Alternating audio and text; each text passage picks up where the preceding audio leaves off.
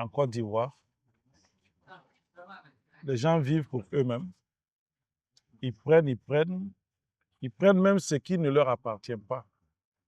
Parce qu'il y a quelque chose qui appartient à cette école-là, comme à de nombreuses écoles. Il y a quelqu'un qui prend. J'interpelle tout le monde, que chacun visite sa conscience. Ceux qui gèrent le budget de l'éducation nationale, où va l'argent qu'on leur donne? Qu'est-ce qu'on en fait? Même ceux qui sont les élus actuels de la commune, nous les interpellons. Où va cet argent? Et que le député nous explique. Un enseignant ici dit qu'il y a plus de 20 ans qu'il n'y a pas eu d'action à l'endroit de cette école. Mais cette école n'est pas une exception dans la commune, malheureusement. J'en ai visité d'autres qui sont dans des états de délabrement plus avancés que cette école-ci. En 30 ans, rien n'a changé.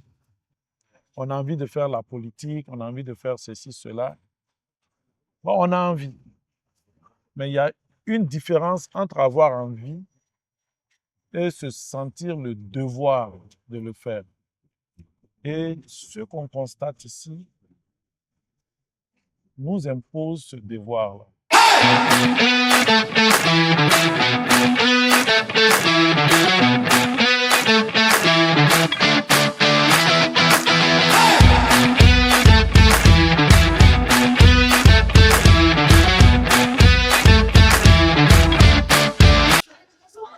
Alors, docteur Ousmane. Bonjour. Bonjour. Comment ça va? Merci. D'abord, ce que je vais dire, c'est un grand remerciement de moi me permettre de vivre ce moment avec toi, parce que je te tutoie. De vivre ce moment avec toi, c'est beaucoup de considération. En tout cas, je le reçois comme beaucoup de considération et comme un privilège de vivre une telle expérience en cette fin d'année. Oui. Et donc, vraiment, c'est par là que je veux commencer en te disant merci. Honnêtement, c'est beaucoup d'émotions.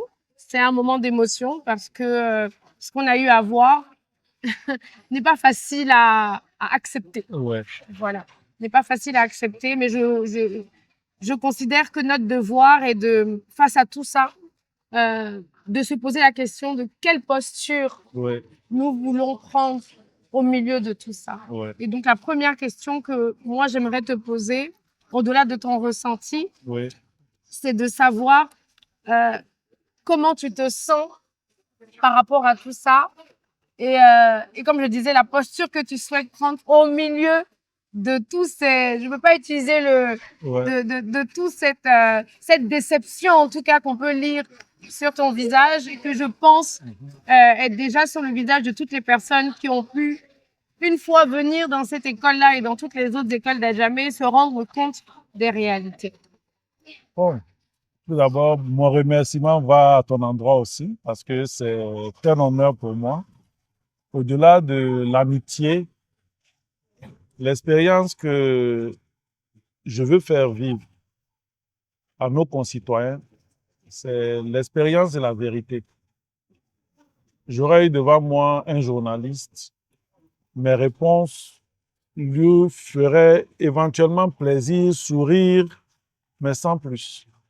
Mais avec quelqu'un qui me connaît un peu et avec qui on en partage d'autres choses qui n'ont rien à voir avec la politique, parce que ce n'est pas notre métier. Il y a beaucoup plus. Je pense que je ne pourrais pas avoir mieux devant moi aujourd'hui que toi.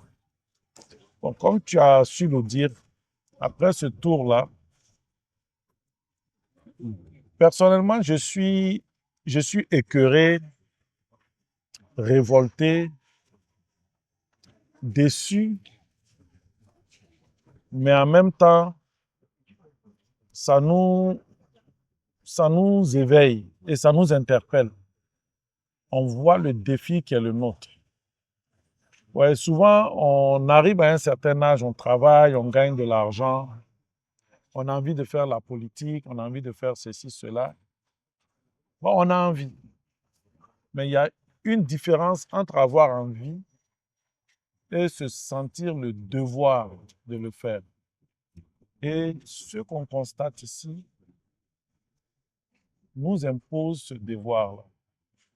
Nous qui avons été le fruit de l'éducation nationale de Côte d'Ivoire, de l'école publique ivoirienne, de la maternelle jusqu'au lycée. Moi, je suis né à la maternité d'Adjamé, à quelques centaines de mètres d'ici. Ensuite, juste à côté de la maternité, nous avions le jardin municipal, jardin d'enfants municipal d'Adjamé, où j'ai été au jardin d'enfants, petite section, grande section, avant de faire le CP1, CP2 à l'école Soma Samaké, et ensuite du CE1 au CM2 à la mission libanaise Sacré-Cœur, pour ensuite être dirigé vers le collège moderne du Plateau, et puis plus tard le lycée technique d'Abidjan. Mais quand nous comparons cette période à maintenant, déjà là, à l'époque, il y avait des difficultés. Mais nous nous rendons compte que depuis 1995, quand même, quand moi j'étais au lycée, à maintenant, nous sommes en 95 à 2025, c'est quand même 30 ans. En 30 ans, rien n'a changé. Et dans l'entretien que j'ai eu avec un enseignant ici, il dit qu'il y a plus de 20 ans qu'il n'y a pas eu d'action à l'endroit de cette école. Mais cette école n'est pas une exception dans la commune, malheureusement. J'en ai visité d'autres qui sont dans des états de délabrement plus avancés que cette école-ci, ou bien que ces écoles-ci, parce que nous en avons 6 sur la même concession. Alors, c'est juste un ras-le-bol. Mais en même temps, comme je dis, j'interpelle tout le monde, que chacun visite sa conscience. Ceux qui gèrent le budget de l'éducation nationale, où va l'argent qu'on leur donne? Qu'est-ce qu'on en fait? Cette année, nous avons mis 500 milliards. L'année, il y a 1300 milliards. Qu'est-ce qu'ils en font? Voici ce que je me pose comme question. Et je pense que chacun d'entre nous, aussi bien les enseignants, les parents d'élèves, que même ceux qui sont les élus actuels de la commune, nous les interpellons. Où va cet argent? Et que le député nous explique. Mais vraiment, c'est intolérable. Je me demande, merci de nous faire part de déjà ton passif et ton historique avec Adjamé, parce que venant de là, je pense, moi je ne viens pas de cette commune, mais je me dis que venant de là, c'est une évidence d'être attentif à ce qui se passe quand on arrive en plus à sortir du lot. Mon inquiétude et ma question, c'est comment on n'est pas capable de redonner quand on a reçu.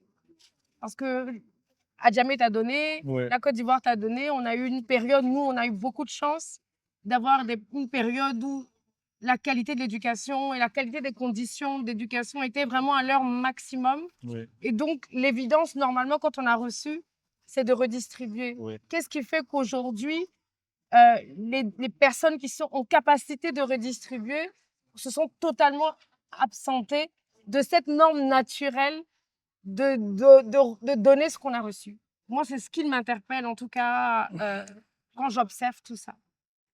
Bon, vous verrez que malheureusement, c'est devenu une culture en Côte d'Ivoire. Les gens vivent pour eux-mêmes. Ils prennent même ce qui ne leur appartient pas. Parce qu'il y a quelque chose qui appartient à cette école-là, comme à de nombreuses écoles. Il y a quelqu'un qui prend. La conscience professionnelle même, je vais même parler de l'intégrité. Les gens n'ont aucun sens de l'intégrité. Ça se voit dans tous les aspects de nos vies. Personnellement, ça fait des années que je fais des gestes à l'endroit de certaines écoles. Je soutiens des veuves, quelques orphelins. Et il y a même une année, ça c'est une petite anecdote, j'avais mon entreprise sur l'alignement de l'église Saint-Michel. Et il y a des jeunes du quartier qui m'avaient sollicité pour une activité. Et quand j'ai été dans cette activité, c'était au sein de l'école primaire Saint-Michel. J'ai été choqué de voir l'état de l'école parce que c'est une école que nous envions quand on était petits. Moi, j'étais à Soma Samaké, qui était moins bien loti que l'école Saint-Michel. Et le rêve, c'était d'aller à l'école Saint-Michel. Donc, quand j'ai été à la mission libanaise, pour moi, j'avais eu ma revanche sur l'école Saint-Michel. Mais de voir cette école dans cet état-là, ça m'avait tellement choqué l'année en question que j'ai pris l'engagement moi-même de réhabiliter l'école. Et je me souviens bien de la directrice qui était une grande dame, Madame Bamba, si je ne me trompe pas. Mais on a réhabilité l'école, on a refait les portes, on a refait les toitures, on a fait la peinture et on a réglé des problèmes d'électricité et on a même fait cadeau d'ordinateurs à l'école et tout. Mais c'était une fête le jour où on a fait ça. Et bon, je vais dire, pour ceux qu'on gagnait, ça ne représentait rien du tout. Et je pense qu'au-delà même de ceux des cadres qui sont sortis de certaines écoles, dans l'environnement que vous voyez avec les commerçants, les entreprises qui existent, il faut que nous arrivions à un moment où on se dise que là où on gagne à manger, là où on prospère, on doit laisser un peu de cette prospérité-là autour de nous, faire sentir ça aux autres. C'est la différence entre nous et les institutions qu'il y a en Europe et aux États-Unis.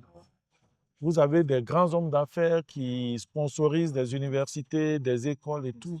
Ça ne coûte rien. Juste un petit engagement et puis c'est fait. Donc, moi, j'interpelle aujourd'hui toutes nos autorités.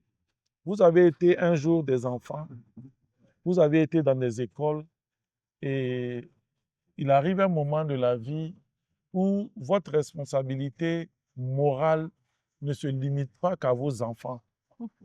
C'est aussi le quartier, c'est aussi là d'où vous êtes sorti. Parce que ce n'est pas évident de voir quelqu'un sorti de certains milieux et réussir et briller sans trébucher. Mais nous sommes nombreux à Djamé qui avons réussi. Et pour le nombre, pour le peu que nous sommes, je pense que si chacun fait un effort, on peut s'en sortir. Et ce n'est pas la bonne volonté qui manque. Il y a un journaliste du nom de Stéphane, je pense qu'il est à Radio Terre FM, qui a lancé une initiative dernièrement. Un Adjamois, un banc, pour donner des bancs au lycée municipal William-Ville d'Adjamé. Il y a des salles entières où il n'y a pas de table-banc, donc on ne peut pas donner de cours. Et son initiative est en train de porter. De nombreuses personnes sont en train de se manifester, donner un banc. Un banc, c'est 20 000 francs. Mais 20 000 francs, ce sont des centaines d'enfants qui vont se succéder sur ces bancs-là avant qu'ils soient usés. Le directeur nous a dit ici, ça fait près de 20 ans qu'il n'y a pas eu d'effort sur cette école. Mais imaginez un banc pendant 20 ans. C'est 20 années scolaires multipliées par 2 ou 3 enfants souvent qui s'asseyent sur le banc. Pour 20 ans, c'est 20 fois 3, c'est 60. C'est 60 enfants qui ont profité de ça. Donc bref, ça change des vies et ça fait une grande différence. On va pas rester que sur du négatif, Oui. bien qu'on soit complètement submergé en tout cas par ce qu'on voit et que c'est assez difficile. Moi, en étant à tes côtés ce matin pendant la visite, ce qui m'a le plus frappé, c'est déjà c'est au niveau des enseignants et des personnes qui sont responsables de l'établissement, de se rendre compte qu'il y a encore la passion, elle est encore là. Oui. La passion de leur métier et l'envie de voir les choses changer. Oui. On voit aussi des enfants lumineux, Oui. malgré les conditions. On voit des enfants conscients de ce que ça représente certainement d'être là parce qu'ils y sont. Oui. Moi, j'ai vu des enfants même sages quand il n'y avait pas de professeur dans une classe. Donc, pour moi, c'était surprenant. Et donc, je me dis qu'à la vue de tout ça, l'espoir est permis. Oui. L'espoir est vraiment permis et que le cœur du sujet n'est pas le fait que les enfants aient envie de travailler ou que les professeurs aient envie de faire leur métier. Mais ce qui moi, me fait réagir, c'est au niveau de la sécurité. Est-ce que les gens, les décisionnaires se rendent compte que le vrai problème, déjà, le premier problème le plus terre à terre au niveau de notre éducation, c'est la sécurité. Parce que les enfants viennent dans des conditions qui sont difficiles. Et on attend d'eux, on va toujours dire que le niveau d'études a baissé. Nous qui n'avions pas accès à ce genre d'école ou qui ne savions pas comment est-ce que la sécurité était dégradée, on pouvait se plaindre des enfants. On a l'impression qu'il y a un décrochage scolaire, qu'ils ne sont pas intéressés. Mais quand on voit les conditions dans lesquelles ils sont, normalement et humainement, ils ne reviendraient même plus à l'école. Ouais. Et donc, je me demande si les gens ont conscience. Est-ce que c'est un déni des consciences ou est-ce que les gens ont conscience qu'il y a un cruel manque de sécurité et qu'on met nos enfants et notre jeunesse en danger en les laissant dans ces établissements-là? Les enseignants en sont conscients et ils le révèlent tous les jours. Les parents en sont conscients parce que ceux des parents qui ont un peu plus de moyens ne tardent pas à enlever leurs enfants dans ces établissements pour les envoyer ailleurs. Les dirigeants des communes en ont conscience parce qu'ils tablent sur ça pour gonfler leur budget. Donc pour moi, c'est une question de bonne volonté et d'honnêteté.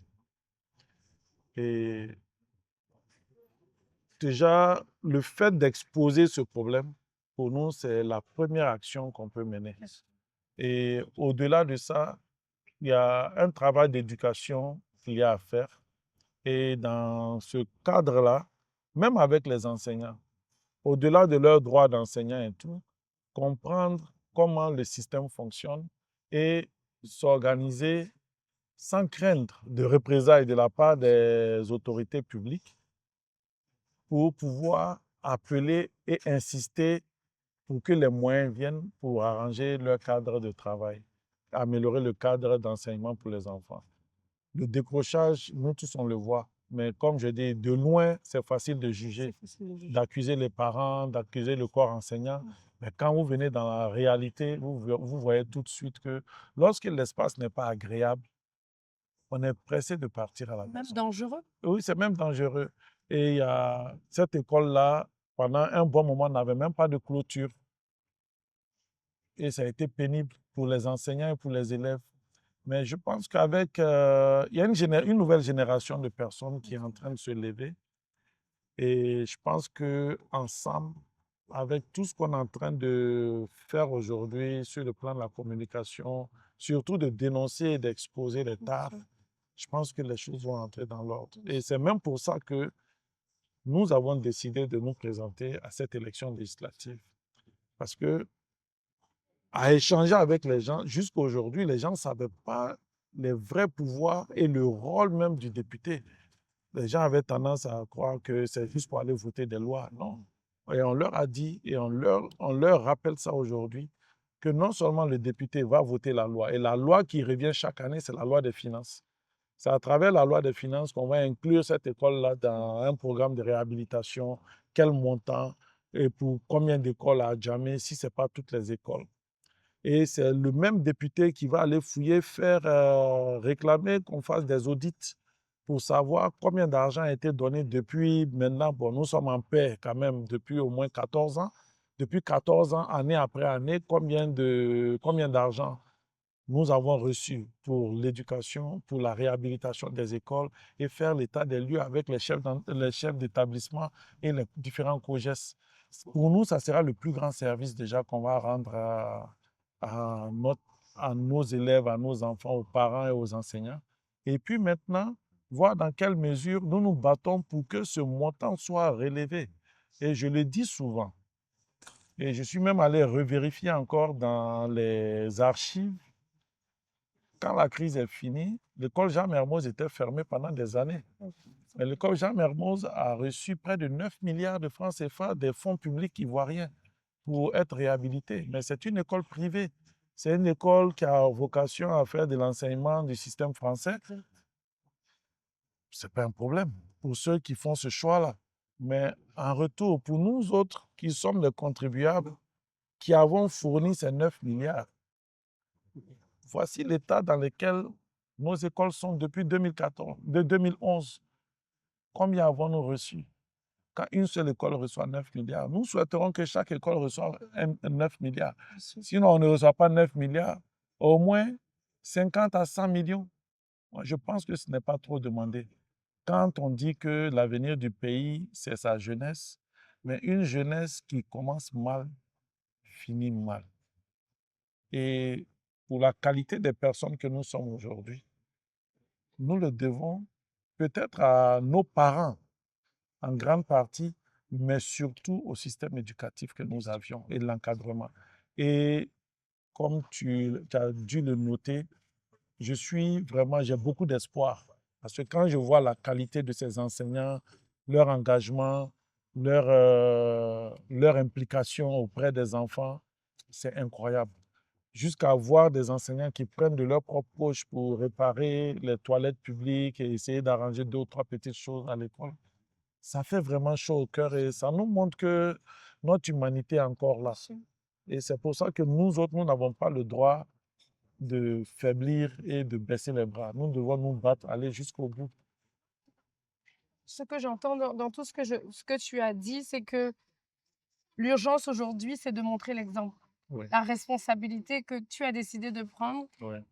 c'est d'inviter tout le monde à être responsable. Oui. Responsable, d'être le garant de cette espérance-là et de ce choix de faire changer les choses à chacun à son échelle. Oui. Tu as eu beaucoup de parties de réponses à ce que j'allais te demander. Les défis sont très grands.